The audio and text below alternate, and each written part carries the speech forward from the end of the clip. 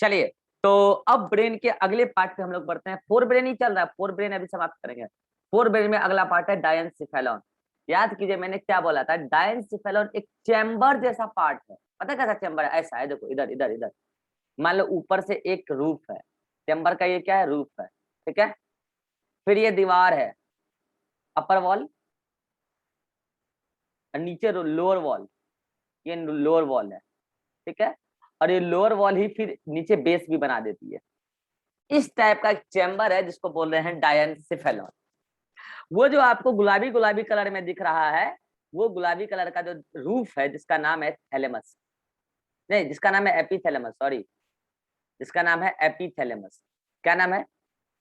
एपीथैलेमस। और जो दीवार का ऊपरी हिस्सा दिख रहा है वो है थैलेमस,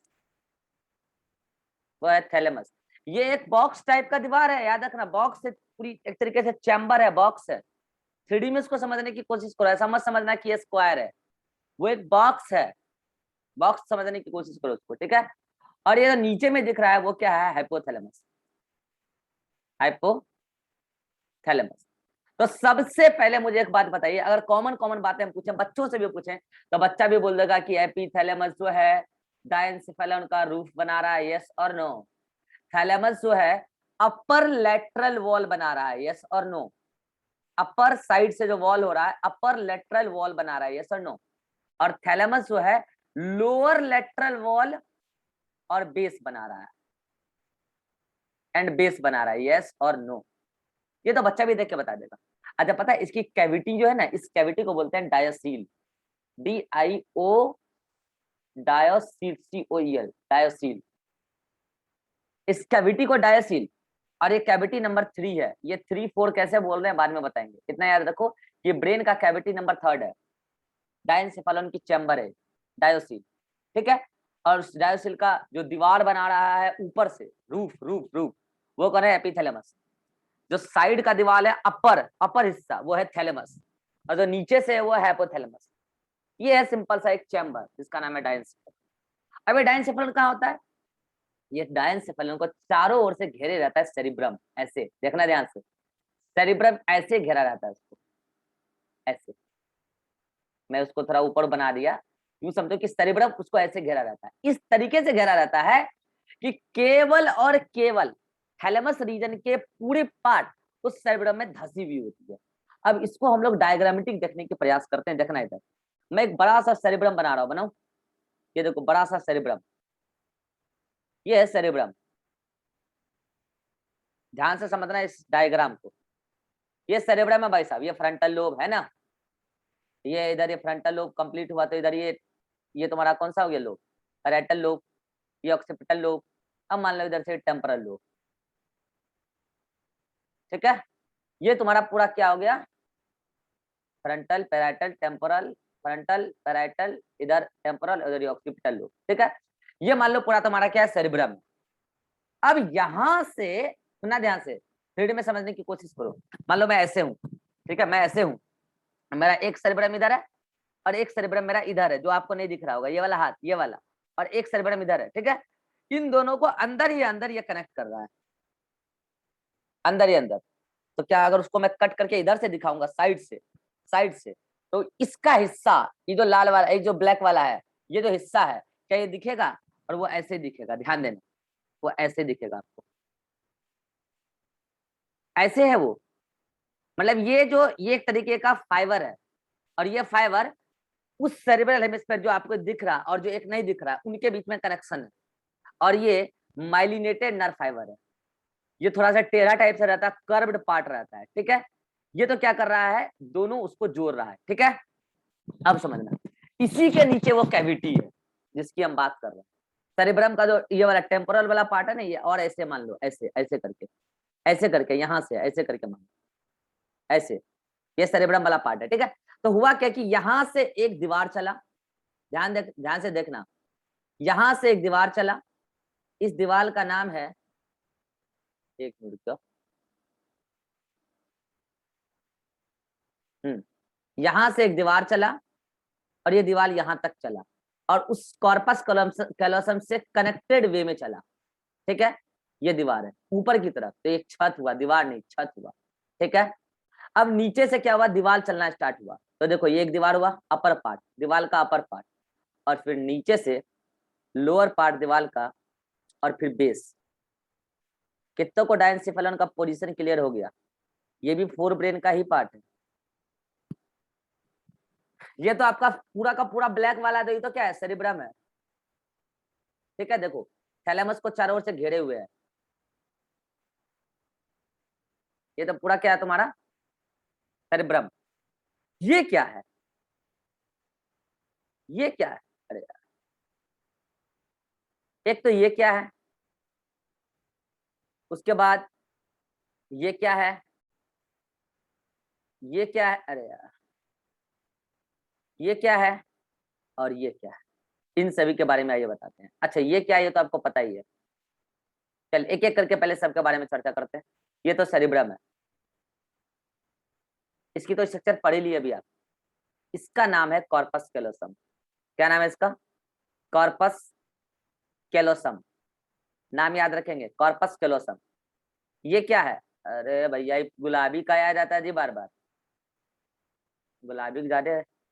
हाँ ये, चलिए ये क्या है, ये है आपका थैलेमस। और ये क्या है आपका, ये अरे ये तो एपिथैलेमस है ना, हाँ एपिथैलेमस। और ये क्या है, थैलेमस। और ये क्या है, हाइपोथैलेमस, हाइपोथैलेमस। और ये तीनों मिलकर क्या बनाया है, डायनसेफेलॉन, यस और नो, डायनसेफेलॉन, ठीक है। अब समझना, अब कुछ खास खास बात करते हैं। जो हाइपोथैलेमस है ना, उससे नीचे तीन पार्ट अटैच होता है। अच्छा एक बार बताओ, क्या ये ब्रेन का आगे वाला पार्ट है, फ्रंटल लोब है ना, इधर ये ऑक्सीपिटल लोब है ना, तो ब्रेन का आगे वाला पार्ट, तो ये हाइपोथैलेमस में आगे वाले पार्ट को क्या आप एंटीरियर बोल सकते हो, बिल्कुल। पीछे वाले पार्ट को क्या पोस्टीरियर बोलोगे, बिल्कुल। बीच वाले को मिडिल बोलोगे, हाँ बिल्कुल। अब समझना क्या होता है, जो ये आगे वाला पार्ट आपको दिख रहा है ना, यहाँ से एंटीरियर वाला पार्ट से एक छोटा सा स्ट्रक्चर कनेक्टेड होता है, ऐसे छोटा सा कनेक्टेड स्ट्रक्चर ऐसे एसोसिएटेड होता है एंटीरियर पार्ट। एक पोस्टीरियर पार्ट पे भी होता है, एक पोस्टीरियर पार्ट पे भी होता है यहाँ पे, ठीक है। और एक एपिथैलेमस से भी कनेक्टेड होता है यहाँ पे, ये एपिथैलेमस है ना, एक स्ट्रक्चर यहाँ पे भी कनेक्टेड होता है। सबका नाम लेंगे अभी, रुक जाओ। और एक स्ट्रक्चर यहाँ से ओरिजिनेट होता है, थोड़ा सा खंभा चलता है आगे, खंभा जैसा स्ट्रक्चर स्टॉप, और देन जाके नीचे इलोबरेट हो जाता है ऐसे, ठीक है, ऐसे इलोबरेट हो जाता है, ठीक है। अब आइए सभी का नाम लेते हैं, कौन क्या है, एक एक करके। एक स्ट्रक्चर ये हुआ, एक स्ट्रक्चर ये हुआ, एक स्ट्रक्चर ये हुआ, एक स्ट्रक्चर ये हुआ, ठीक है। और एक स्ट्रक्चर ये हुआ, इन सभी के बारे में जिक्र करते हैं, तब जाके आपको डायनसेफेलॉन का हर पार्ट समझ में आएगा। इसका नाम है पीनियल बॉडी, पीनियल ग्लैंड है, एक छोटा सा ग्लैंड होता है जिसका नाम है पीनियल ग्लैंड। सबका काम बताएंगे अभी, रुक जाओ।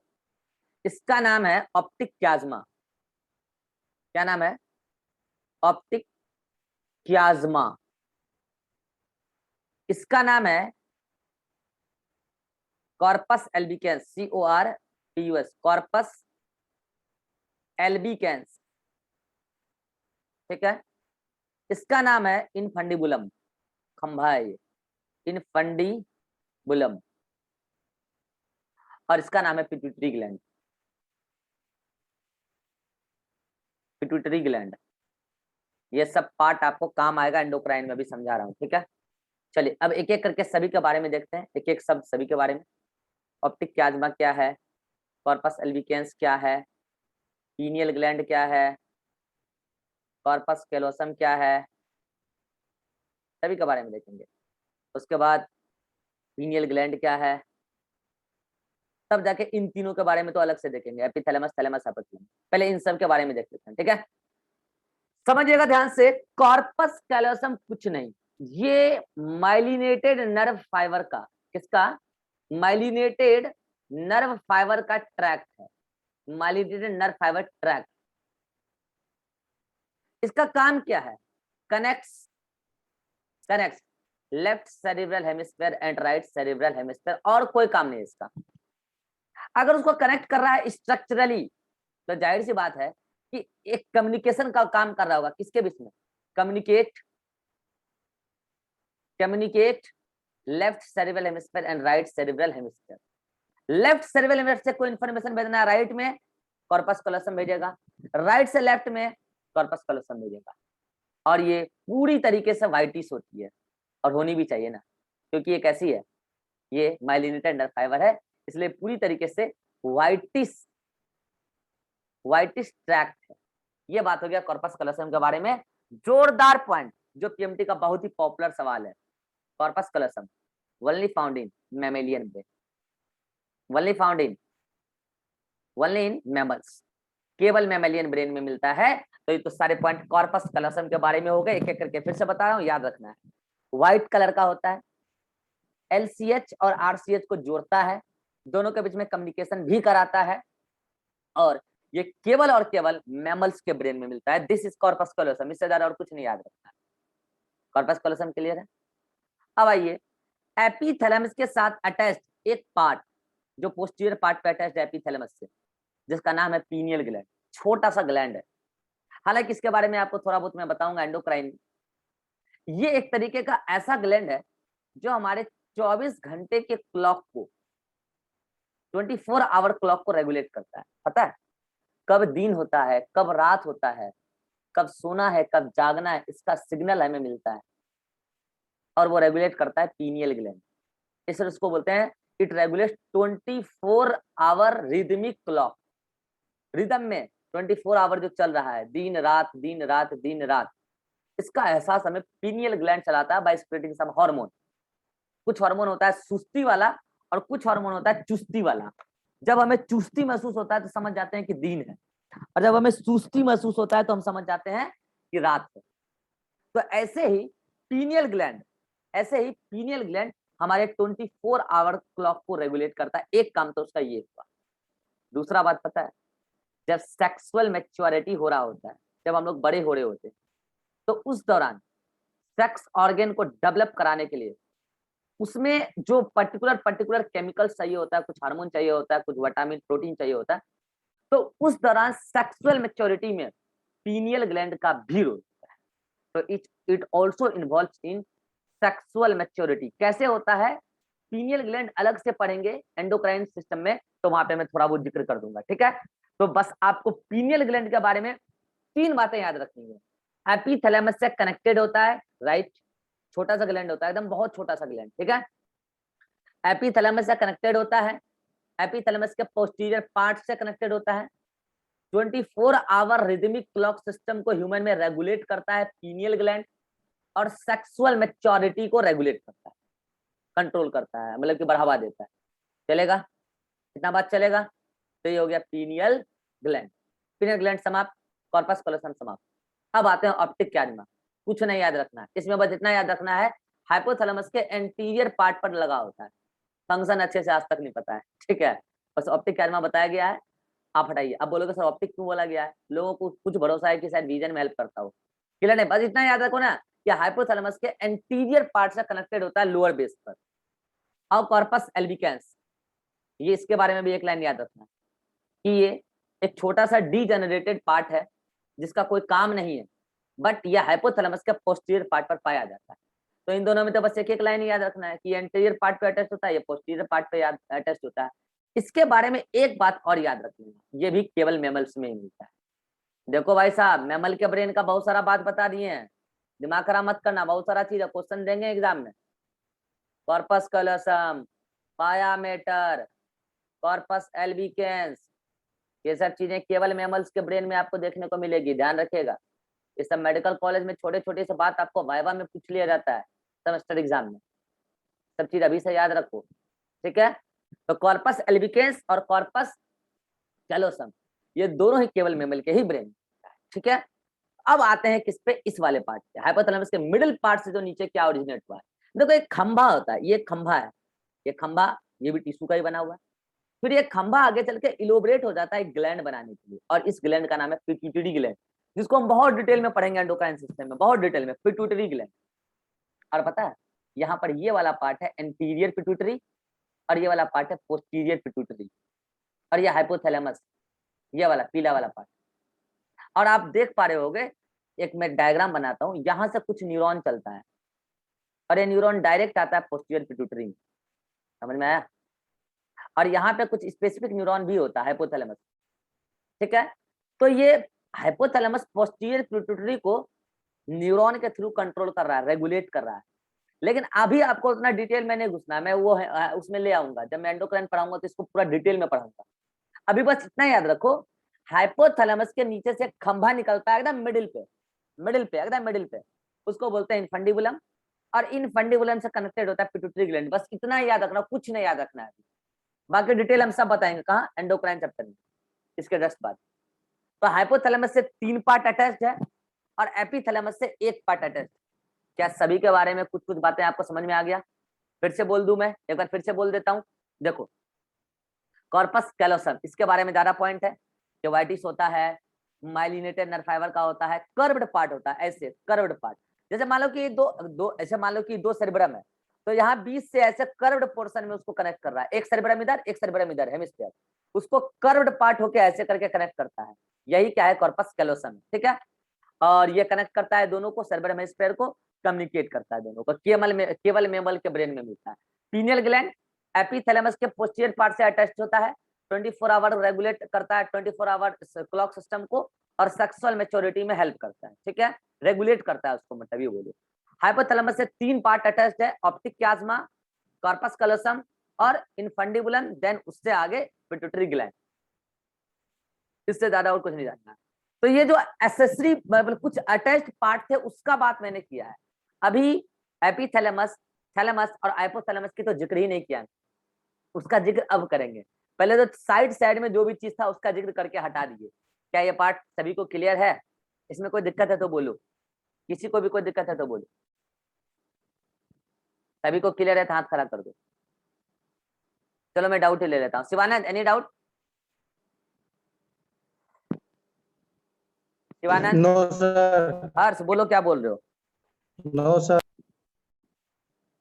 सर पीनियल ग्लैंड जो है वो 24 आवर क्लॉक मेंटेन करता है। आप हाँ, बताएं, वो दिन के टाइम में वो जो है एक्टिव, मूड जॉन को करता है। एक्टिव रखता है, वो हाँ हार्मोन भेजता है। हाँ तो लेकिन बहुत से आदमी जो होते हैं वो रात के टाइम में ज्यादा हाँ, तो वो एक्टिव होते एंडोक्राइन हैं। में चर्चा करेंगे ना, वो आप अपना पीनियल ग्लैंड को इस तरीके से डेवलप। देखो, आप फिजियोलॉजी के साथ छेड़छाड़ किए। पीनियल ग्लैंड को रात में भेजना था सुस्ती वाला हार्मोन, सॉरी सुस्ती वाला हार्मोन, लेकिन आप रात को जग जग के पीनियल ग्लैंड को इनएक्टिव कर लेने की आदत रखे हो, ठीक है। और पीनियल ग्लैंड को जो है दिन में भेजना था चुस्ती वाला हार्मोन, लेकिन आप दिन में सो के पीनियल ग्लैंड को दिन में क्या कर दिए हो?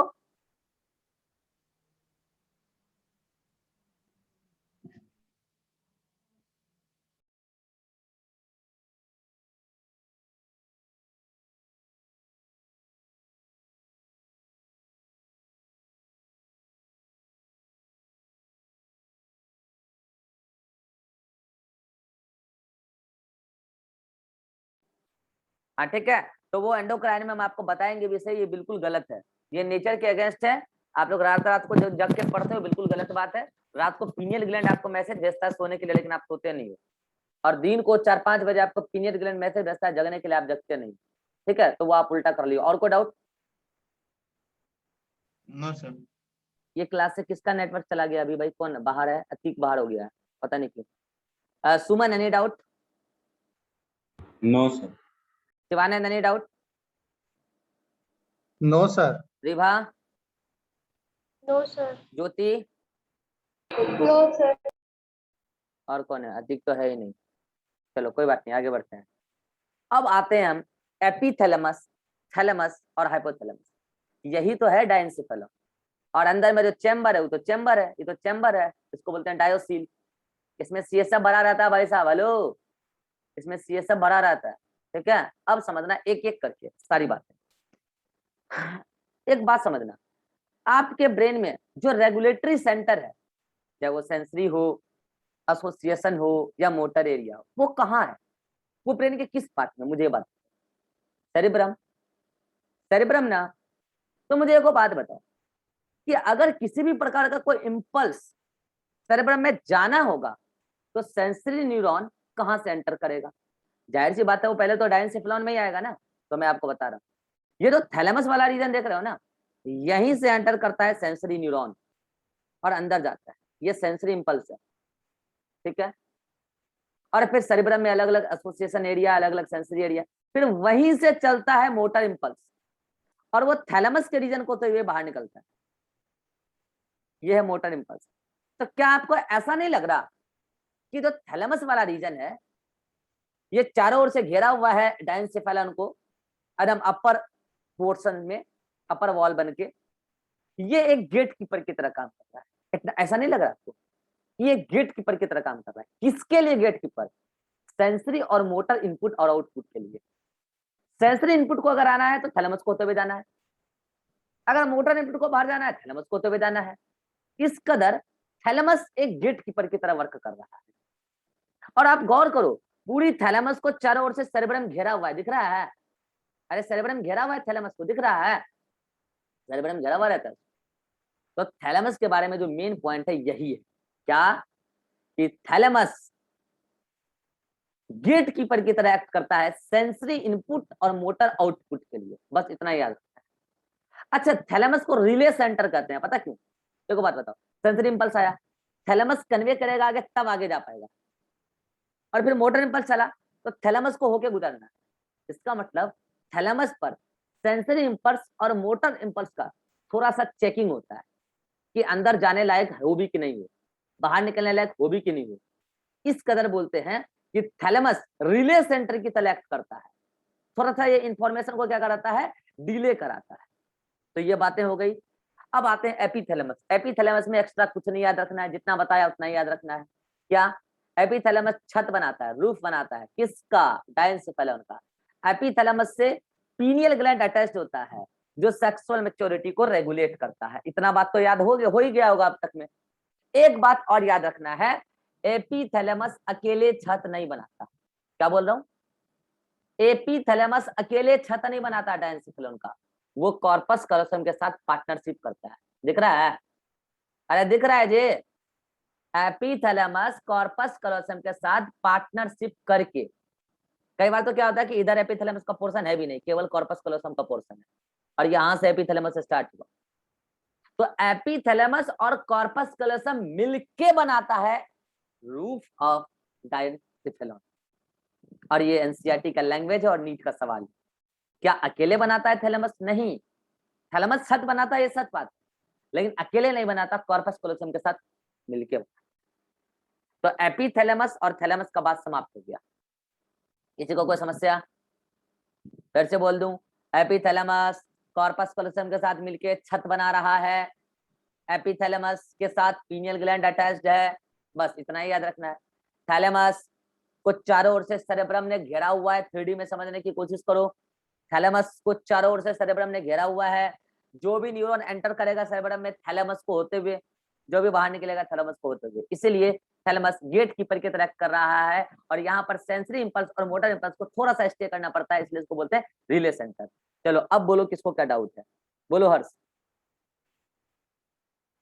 सर अगर क्वेश्चन आएगा डायंसेफेलॉन का रूफ कौन बनाता है, उसमें ऑप्शन अगर सर बहुत हो तो ऑप्शन में बहुत, बहुत हो तो बहुत, एक चूज करना पड़े तो थैलेमस, मेजर पोर्शन थैलेमस होता है। Yes sir. ठीक है, हाँ, और किसी को कोई समस्या? नहीं। चलिए, तो आपका एपीथैलेमस और थैलेमस वाला पार्ट समाप्त हुआ। अब आते हैं हाइपोथैलेमस पे। देखिए, हाइपोथैलेमस दो तरीके का रोल प्ले करता है। एक तो क्या, ये नर्वस सिस्टम का पार्ट है, और पता है ये भाई साहब एंडोक्राइन में भी अपना रोल दिखाता है। बेसिकली होता क्या है, समझना मेरी बात। जो ये आपको हाइपोथैलेमस वाला पार्ट दिख रहा है ना, इसके पास कई सारे ऐसे न्यूरॉन होते हैं, ऐसे न्यूरॉन होते हैं जो हार्मोन बना के स्क्रीट करते हैं। भाई साहब आपको कितना ताज्जुब लग रहा होगा ना। हाँ, ऐसे न्यूरॉन को हाइपोथैलेमस में होते हैं, ऐसे न्यूरॉन को बोलते हैं hypothalamic neuron. Hypothalamic neuro secretary, neuro मतलब न्यूरॉन, सक्रीट करने वाले नेचर रखने वाले neuron, neuro secretary neuron, hypothalamic neuro secretary neuron. और पता है ये कुछ हार्मोन बना के रिलीज करते हैं जिसका नाम है ऑक्सीटोसिन, ऑक्सीटोसिन, और उसका नाम है ऑक्सीटोसिन एंड एडीएच। कुछ तो ऐसे न्यूरॉन इधर हैं और कुछ न्यूरॉन इधर भी हैं भाई साहब, ऐसे ही कुछ न्यूरॉन इधर भी हैं, और ये भी कुछ हार्मोन रिलीज करते हैं। हाँ, ये भी कुछ हार्मोन रिलीज करते हैं, और वो हार्मोन होता है या तो रिलीजिंग हार्मोन, स्टिमुलेटिंग हार्मोन भी कहते हैं इसको, या तो इनहिबिटिंग हार्मोन। अब ये स्टिमुलेट और इनहिबिट किसको करेगा? इस एंटीरियर पिट्यूटरी को। मतलब यहां से हार्मोन एंटीरियर पिट्यूटरी में आएगा। कैसे आएगा मैं बात आगे बता दूंगा एंडोक्राइन में। और यहां से ये हार्मोन पोस्टीरियर पिट्यूटरी में आएगा। आगे क्या होगा? एंडोक्राइन का पार्ट है, हार्मोन यहाँ नहीं पता।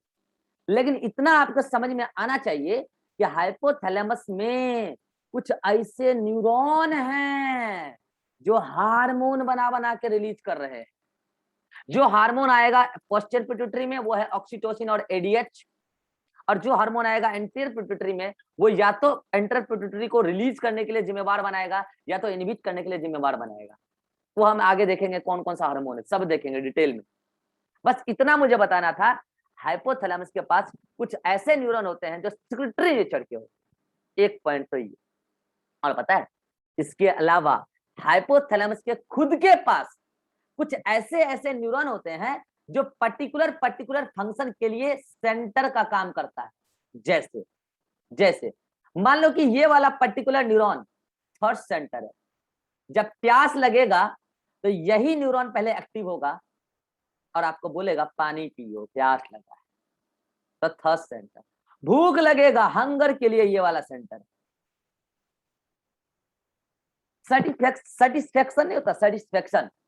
जैसे मुझे तब तक संतुष्टि नहीं होता जब तक मेरा हर बच्चा नहीं समझ आता है मेरा पढ़ाया हुआ, मुझे संतुष्टि नहीं होता है।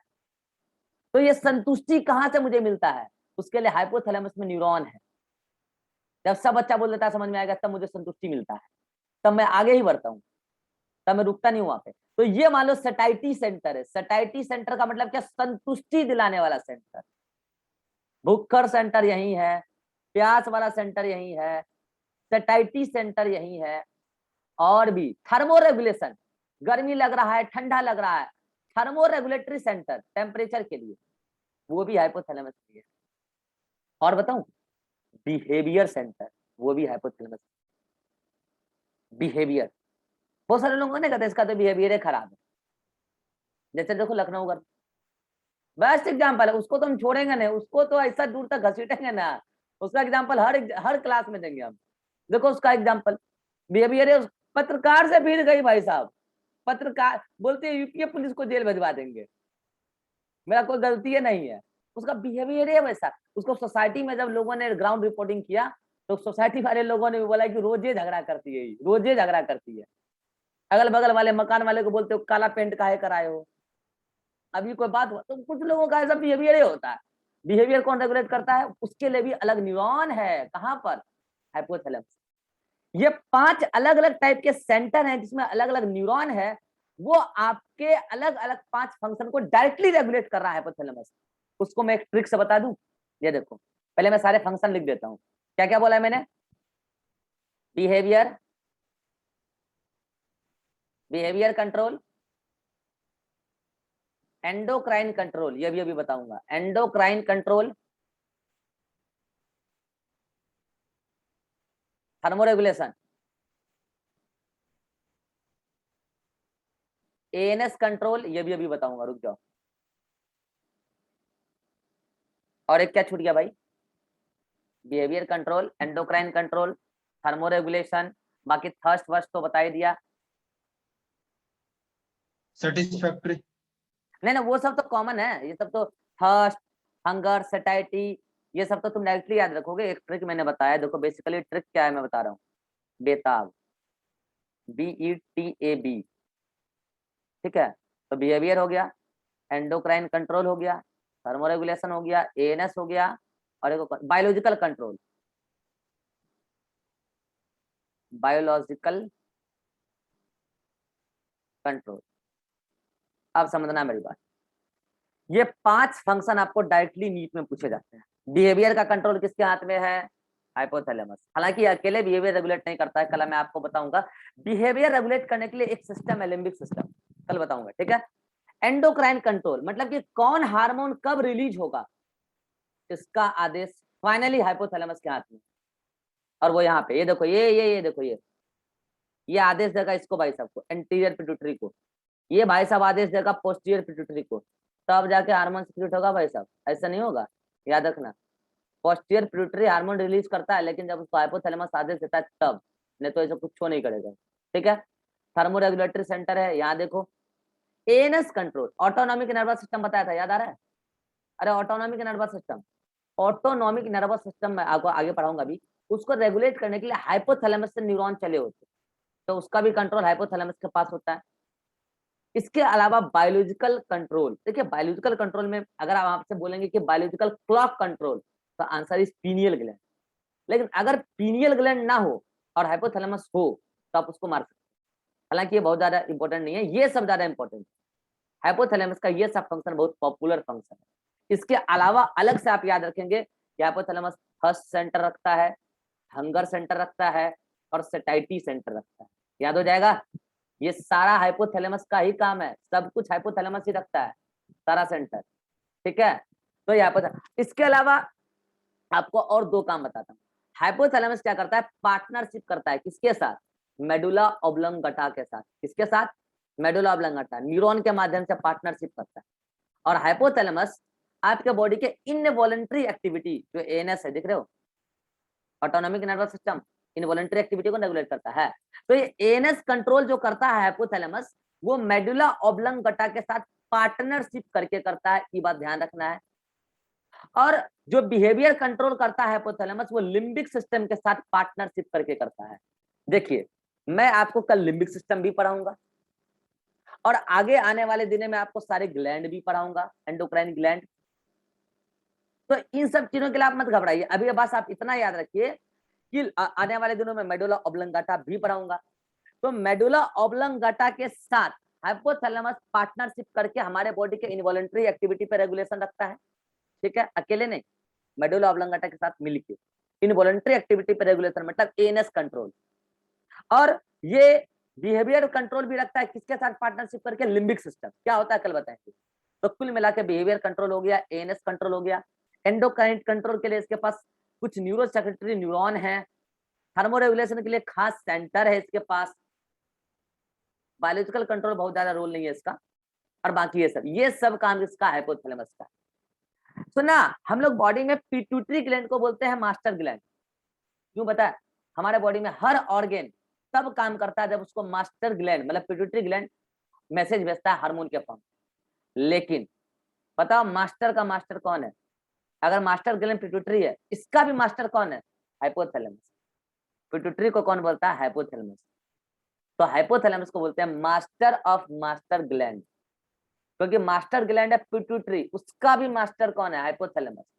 पिट्यूटरी मास्टर क्यों है? क्योंकि बॉडी के हर ऑर्गन को मैसेज भेजेगा पिट्यूटरी, तब जाके वो काम करेगा या काम रोकेगा, और उसको मैसेज भेजता है हाइपोथैलेमस, इसलिए उसको बोलते हैं मास्टर ऑफ मास्टर ग्लैंड। ये सारी बातें किसकी है? हाइपोथैलेमस की। एक बार अब अपने से नोटबुक पढ़ लीजिए, अगले मीटिंग में मिलते हैं। फिर मैं भी आपको नोट्स का एक एक पॉइंट बता देता हूँ, और फिर एनसीईआरटी में होमवर्क देके 4 पीरियड हमारा समाप्त हो चुका है, बस लिम्बिक सिस्टम बताना रह गया है, ठीक है। चलिए अगले मीटिंग में मिलते हैं। यहाँ तक अगर किसी को कोई डाउट है तो आप पूछ सकते हैं। Harsh, any doubt? No sir. Jyoti? No sir. Ateeq? Ateeq है ही नहीं। Ribha? No sir. Shivanand? No sir. Suman? No sir. चलिए अगले मीटिंग यहाँ तक जल्दी से पढ़ लीजिए, अगले मीटिंग में मिलते हैं और भी बातें करेंगे। क्लास नहीं ना है रिभा ज्योति अभी? क्या हुआ सर? 2:15 हो गया, एक और क्लास होगा? सर और भी क्लास है। भाई? अभी आप लोग को कहीं जाना है क्या? नो सर, मेरा बैटरी लो हो गया है। हाँ बस 10 मिनट 10-15 मिनट का होगा, बस पढ़ाएंगे तो नया ये नहीं, सर होगा। किसी को नोट से मैच कराएंगे और होमवर्क देंगे। ये 2 मिनट में हो नहीं पाएगा, ये Yes. मीटिंग समाप्त होने वाला है। 10 मिनट का होगा मैक्सिमम।